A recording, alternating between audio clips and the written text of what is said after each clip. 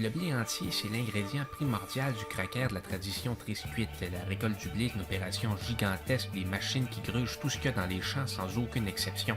Avec la science moderne ainsi que des ordinateurs hyper puissants, le tri est fait dans les céréales pour en choisir les plus entières, les plus aptes à subir les rigueurs des multiples phases de la transformation, qui font vraiment ressortir du blé sa vraie nature. Ce qu'en bout de ligne ça donne, c'est une espèce de gaufrette grillée qui n'a pas l'air de grand chose en elle-même, mais c'est en mettant une quarantaine dans une boîte rectangulaire qu'on obtient plus qu'une grignotine. On a une présence, une entité. En épicerie, un mur complet est consacré au triscuit. C'est très imposant et pourtant, le plus souvent, quand je parcours les allées de mon supermarché, je passe à côté sans m'en rendre compte.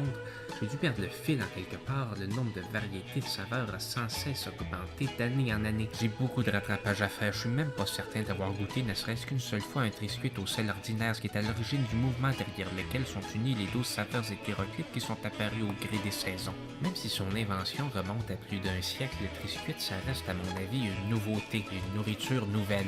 Il doit y avoir des gens qui, encore aujourd'hui, découvrent l'existence du triscuit et en viennent à se demander pourquoi ça existe, pourquoi avec une telle vigueur, comment s'expliquer toute la ferveur qu'il y a pour le triscuit. Dans ces innombrables petites citeries, il y a des choses que l'œil ne peut tout simplement pas discerner. Si le triscuit est vraiment le parachèvement du blé, c'est dans la bouche que ça va se passer. Il s'agit pas d'en faire une grande cérémonie, y goûter tout simplement. Qu'est-ce que ça goûte le triscuit? Ça goûte le triscuit, c'est un rien salé, croustillant, même carrément dur. Le visage au complet travaille à le mâcher, ce qui est un point positif à mon avis. Chaque saveur s'organise autour de ce schéma de base, en commençant par l'ail rôti. Laquelle saveur qui, avec son apparenté, patates douces et oignons grillés, fait résonner dans la gorge de fulgurantes notes d'éructation matutinale.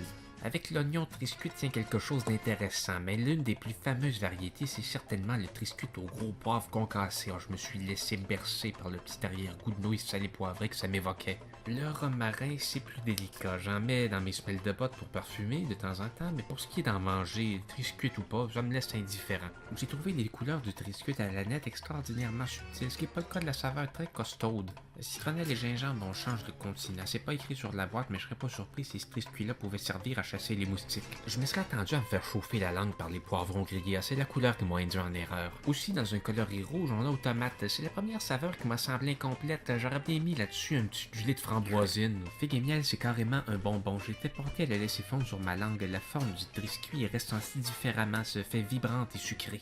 Je me sens mal de poser un jugement sur les saveurs au fromage. Je suis biaisé, j'aime pas le fromage. 4 fromages, c'est au moins 3 fromages de trop.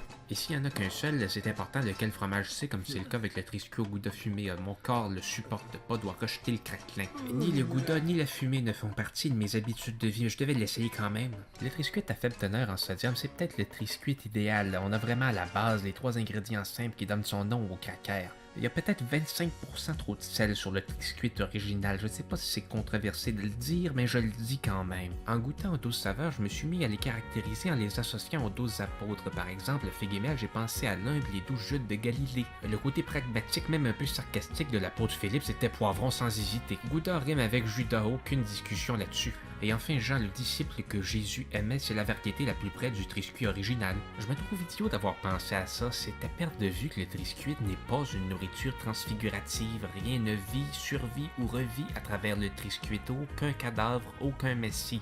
C'est le blé dans son entièreté. Et c'est déjà beaucoup, immense et éternel.